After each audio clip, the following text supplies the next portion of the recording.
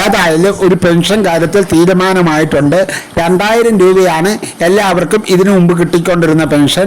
അക്കൗണ്ടിൽ എത്തേണ്ടവർക്ക് അക്കൗണ്ടിൽ എത്തുകയും കയ്യിലേക്ക് എത്തേണ്ടവർക്ക് സഹകരണ ബാങ്ക് ജീവനക്കാർ കൈകളിൽ എത്തിക്കുകയും ചെയ്യുകയാണ് ഇതിനു മുമ്പ് നടന്നുകൊണ്ടിരുന്നത്.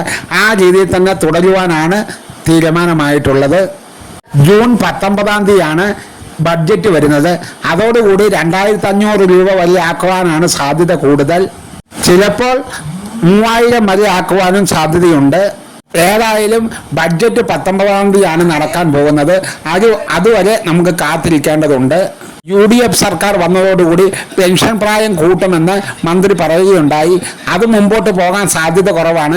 ഇടത് പാർട്ടികൾ സമരവും മറ്റു പ്രവർത്തനങ്ങളിലേക്ക് നീങ്ങുമ്പോൾ അത് കേരളം വീണ്ടും കലുഷിതമാകുമെന്നുള്ള ഒരു രീതിയിലേക്ക് വരുന്നത് കൊണ്ട് മിക്കവാറും അതും ഒഴിവാക്കിയിട്ടുണ്ട്.